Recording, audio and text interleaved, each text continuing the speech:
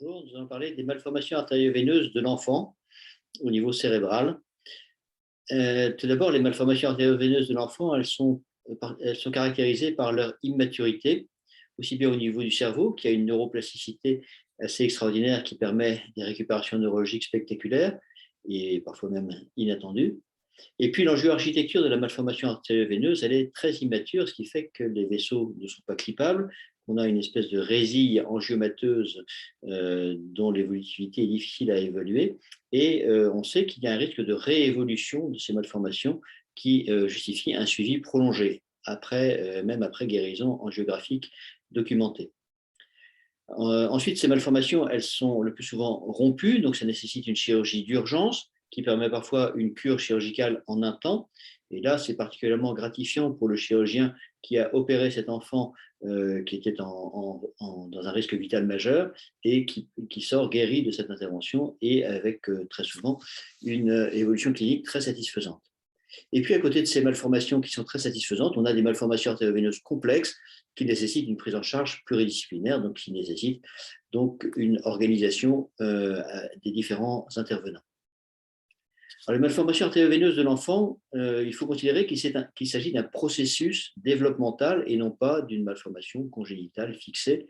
C'est quelque chose qui va évoluer avec la croissance de l'enfant et avec la maturation de son nid vasculaire.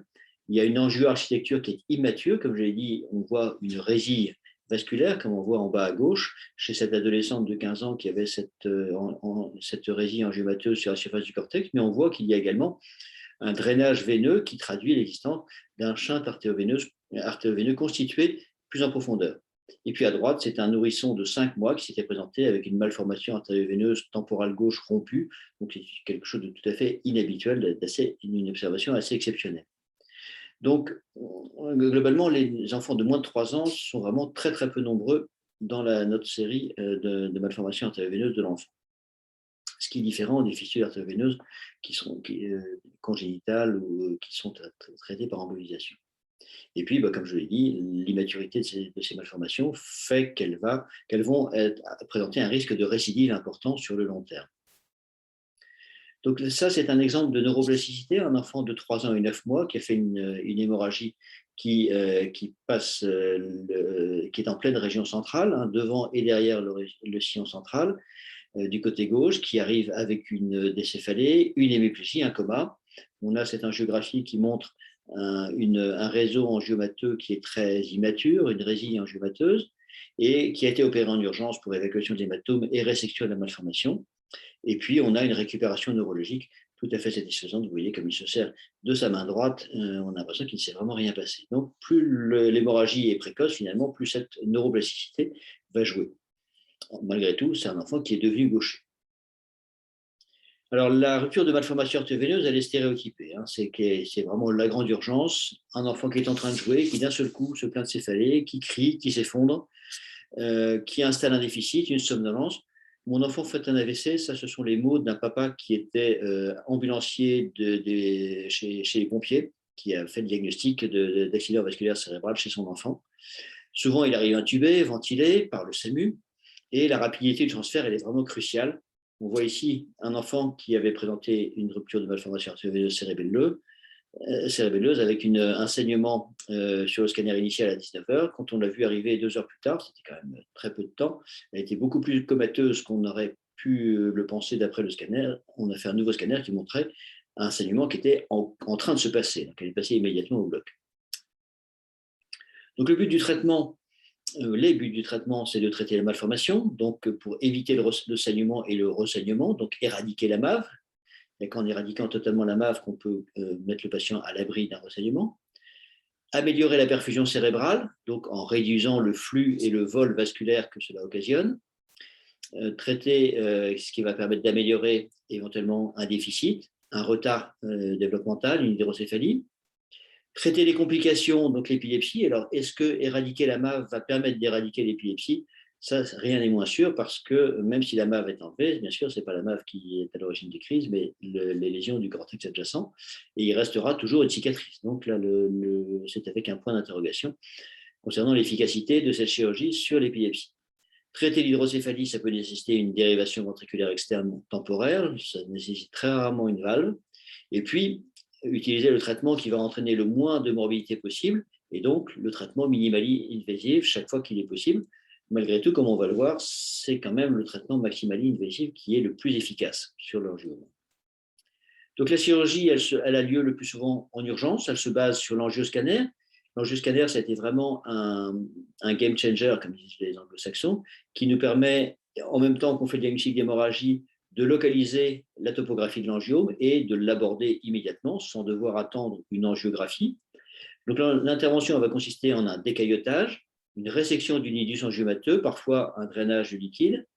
Et puis, s'il persiste un reliquat angiomateux en post-opératoire, on pourra toujours discuter soit d'une réintervention, soit d'un gamma knife, soit d'une embolisation. Et puis, ça peut être une chirurgie planifiée lorsqu'il s'agit d'une malformation non rompue. Donc, on fait le bilan angiographique, l'IRM, et on discute le dossier de façon pluridisciplinaire. Ici, sur cette malformation du cervelet, on voit qu'en fait, il y avait un nidus en deux parties, dont un antérieur était très proche du conduit auditif interne, et finalement, le gamma knife a été récusé pour cette malformation, et on a réalisé une chirurgie d'exérèse à ciel ouvert, comme on le voit sur l'imagerie de droite. Alors, la chirurgie de résection de l'angiome, elle peut entraîner l'œdème de reperfusion, que les anglo-saxons appellent perfusion pressure breakthrough, qui est dû au fait qu'il y a une vasoplégie du lit vasculaire en périphérie de l'angiome, du fait du vol vasculaire. Ce lit vasculaire qui perfuse le cerveau est en vasodilatation maximale, et après correction de ce vol vasculaire, il peut y avoir un temps d'adaptation qui peut entraîner un œdème cérébral menaçant, comme on voit ici sur ce scanner, avec un effet de masse et un monitoring de pression intracrânienne qui montrait des chiffres très élevés qui, fort heureusement, ont été contrôlés par la réanimation, mais on n'est pas passé loin d'un volet décompressif. Finalement, quel est le rôle de l'angiographie? Comme je l'ai dit, la plupart de ces malformations arrivent rompues, en urgence. On n'a pas vraiment le temps de faire une angiographie, et avec l'angioscanner, on n'a pas forcément besoin de cette angiographie pour intervenir. Donc finalement, il y a beaucoup de ces patients qui n'ont une angiographie qu'en post-opératoire, ce qui est problématique quand il s'agit de faire un grading de Spetzler-Martin. Pourtant, l'angiographie, elle est fondamentale pour étudier la stratégie préopératoire des chirurgies programmées, notamment à la recherche d'un anévrisme d'hyperdébit, comme on voit ici, et puis aussi pour étudier les vaisseaux nourriciers. Est-ce qu'il s'agit de vaisseaux directs ou en passant? On voit ici sur cette malformation du corps calleux qui, en passant, avait un anévrisme d'hyperdébit. On voit qu'en fait, ces branches partent de l'artère péricalleuse et qu'elles sont très facilement contrôlables par voie interhémisphérique avant d'aborder l'angiome lui-même. Donc, c'est un angiome qui a été resséqué chirurgicalement. Et puis, on va étudier le drainage, bien sûr. Est-ce qu'il y a un drainage veineux profond? Est-ce qu'il est rapide? Est-ce qu'il est unipédiculaire? Et puis, l'angioarchitecture, est-ce qu'il s'agit d'un angiome diffus ou est-ce que la lésion est bien limitée, auquel cas on pourra envisager peut-être un gamma knife. Alors, la place de l'embolisation en urgence, elle est cruciale lorsqu'il s'agit d'un saignement par un microanévrisme, comme on voit ici, pour éviter un ressaignement précoce. Ici, c'est un enfant, une grande adolescente qui avait un saignement profond, et puis on a mis un peu de temps à obtenir son angiographie, ce qui fait qu'elle a fait un ressaignement très précoce, ce qui est tout à fait inhabituel dans ces malformations artério-veineuses, qui a nécessité un décaillotage ventriculaire. Et l'angiographie a montré qu'il s'agissait d'une malformation choroïdienne qui a pu être exclue par l'embolisation seule. Alors, quelles sont les places respectives de la chirurgie et de l'embolisation? Là, je tiens cette diapositive de mon maître, le professeur Delem, qui avait mis en parallèle ces deux cas. Donc, Michael et Julien, qui avaient des malformations comparables. Michael plus en région pariétale, Julien plus à proximité du carrefour. Donc, les deux avaient de l'épilepsie. Michael a été opéré d'emblée, alors que Julien, on a décidé d'un protocole d'embolisation qui a été répété, puis radiochirurgie, puis résection. Et on voit au total 16 jours d'hospitalisation et 3 artériographies contre 32 jours d'hospitalisation et 7 artériographies pour Julien. Et finalement, et un délai de guérison beaucoup plus court après la résection. Donc finalement, on a une meilleure efficacité de la chirurgie dans certains cas.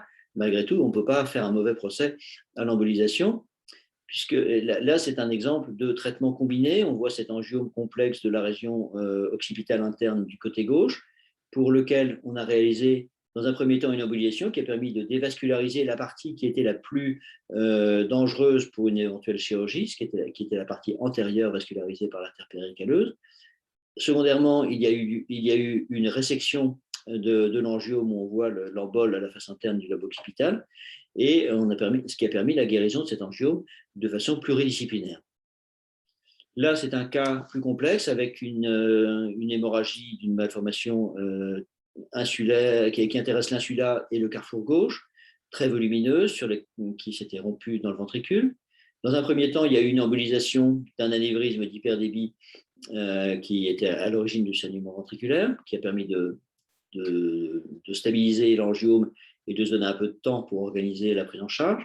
Donc, il y a eu une embolisation du nédus angiomateux partielle en février 2014, une deuxième embolisation 2 mois plus tard, et puis ensuite une radiochirurgie sur le reste. Donc, on était content jusqu'au jour où la patiente, dont l'angiome n'était pas guéri totalement, a présenté un ressaignement aigu qui a été opéré en urgence avec décaillotage ventriculaire, mais pas de geste sur décaillotage de la cavité hémorragique, mais pas de geste sur l'angiome lui-même.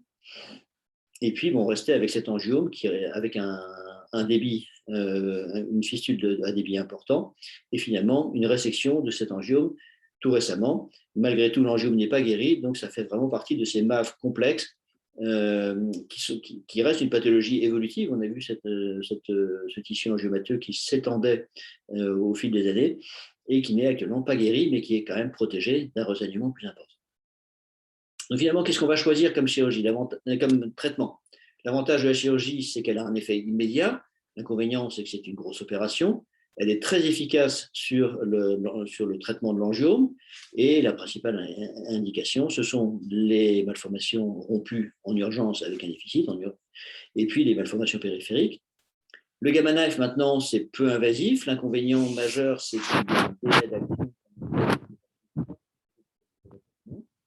L'efficacité est nette, mais effectivement, c'est la chirurgie, et la maintenant, l'embolisation, elle est peu invasive, elle permet de réduire l'angiome, mais rarement de le guérir chez l'enfant, et l'efficacité, elle dépend surtout de type anatomique spécifique. Là, on parle des anévrismes, des véhicules des anévrismes intraminaux en particulier,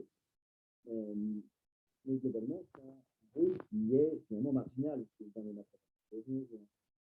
En fait, on fait un peu de procès à une entreprise parce qu'elle s'adresse à des patients différents. Donc, il faut plutôt voir le rôle comme une complémentarité et non pas comme une concurrence. Il faut répartir les indications de faire de traitement.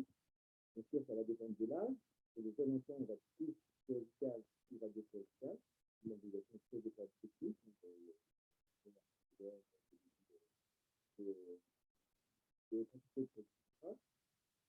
Sinon, la topographie, une information très élevée, un jeu de l'automne, ça se fait dans ce sens. Un jeu de l'association, je me verre,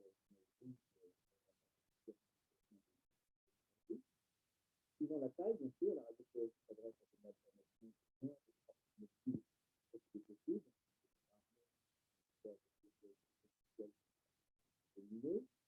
Et puis en fonction de la présentation clinique, un patient qui arrive dans le coma avec un déficit, on va être beaucoup plus chirurgical. Une malformation non rompue, on va discuter entre chirurgie, radiochirurgie et embolisation. Et puis, suivant les lésions, quand il y a un hématome, on est plus chirurgical. Lorsqu'il y a un anévrisme, c'est très clairement plus une embolisation, et beaucoup plus d'embolisation. Donc finalement, on a des clusters, des ensembles d'éléments qui vont nous orienter vers l'embolisation, ou vers la chirurgie, ou vers la radiochirurgie. Il y a une méta-analyse qui a été publiée récemment concernant les malformations artéroveineuses cérébrales des enfants. Ça a reçu 34 patients. Et puis, ce résultat un taux de guérison de 70%. C'est avec la chirurgie.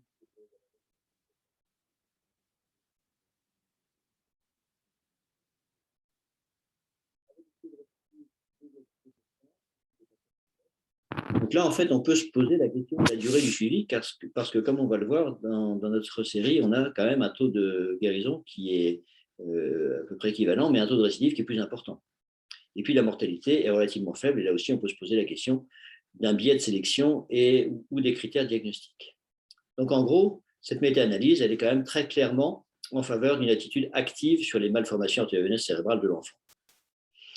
Donc la série lilloise, moi j'avais revu 118 cas que nous avions suivis au cours des 20 dernières années, donc avec une légère prédominance féminine, un âge moyen de 10,8 ans, donc un âge médian de 11 ans, et puis seulement 3 enfants de moins de 3 ans. Comme je l'ai dit, c'est vraiment une pathologie développementale qui arrive très rarement chez le jeune enfant et le nourrisson. Et puis 5 patients étaient porteurs d'une maladie de Randy-Höchler. Si on regarde maintenant la topographie, donc la grande majorité le plus grand nombre de ces malformations étaient des malformations lobaires, donc 58 cas. Et puis, tout de suite après, vient la malformation artério-veineuse cérébelleuse, 25 cas. Et là, ce sont les malformations les plus dangereuses pour le patient. Et 22 patients avaient une malformation centrale, 10 patients une malformation diencéphalique et 3 une malformation du tronc cérébral. La présentation maintenant, 34 patients avaient une malformation non rompue, dont 2 se sont rompus secondairement. Et au total, on avait 86 malformations rompues, donc pas loin des 3 cas. Et la présentation clinique, évidemment, dans les malformations rompues, céphalée, somnolence, coma dans presque la moitié des cas, et même des comas avec engagement et déficit, alors que les malformations non rompues, bien sûr, c'était plutôt découvert devant des céphalées ou une épilepsie, voire une absence totale de symptômes dans des cas de découverte fortuite. La prise en charge de la malformation, donc 12 malformations non rompues n'ont pas été traitées. Sur les 106 cas traités, il y a eu 174 procédures, 57 patients ont été traités par chirurgie seule, 18 par chirurgie associée à une autre technique et 31 ont été traités sans intervention microchirurgicale.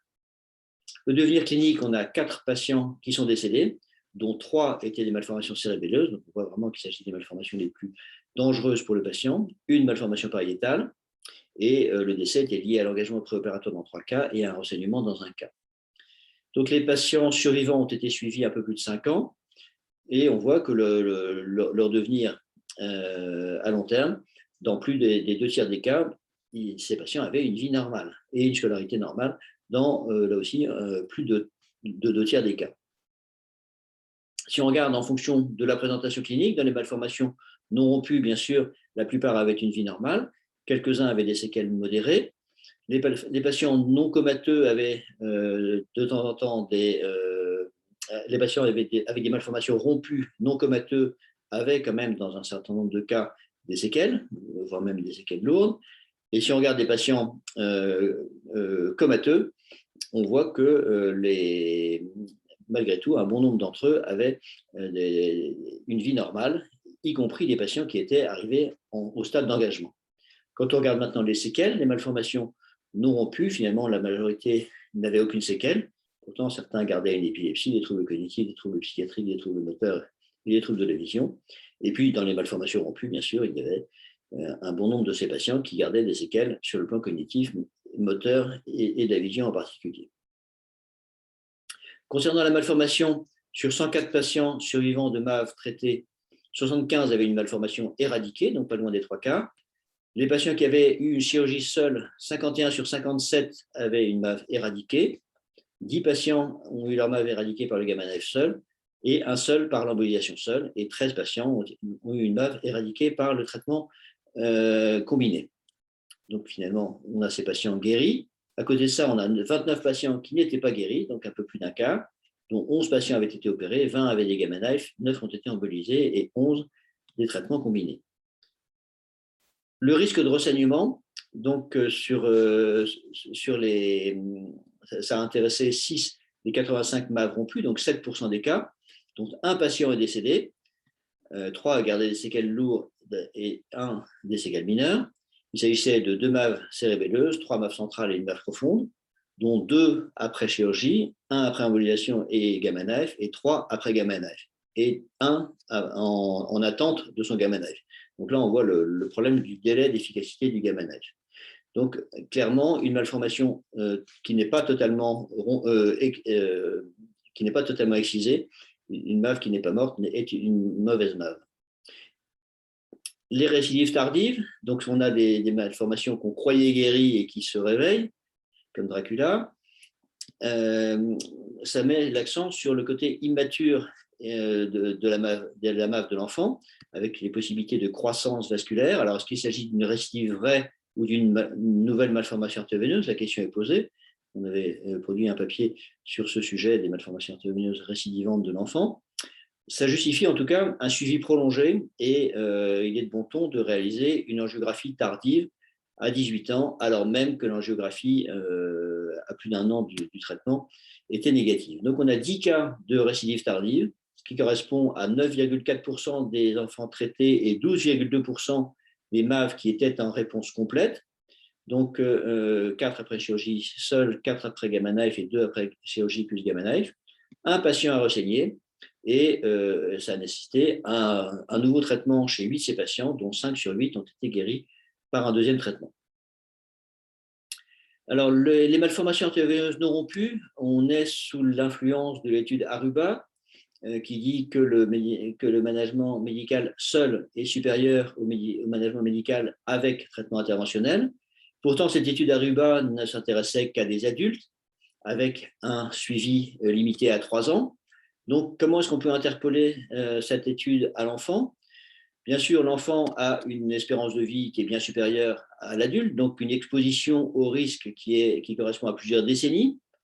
Le risque hémorragique est possiblement accru, mais on manque de données dans la littérature médicale concernant le risque de rupture des malformations de l'enfant. Et puis, on sait que l'enfant a une bien meilleure récupération neurologique grâce à la neuroplasticité. Donc, clairement, le problème se présente dans des termes complètement différents de ce qui était le cas dans l'étude Aruba. Donc maintenant, donc finalement, la balance risque-bénéfice, elle est plus en faveur du traitement chez l'enfant.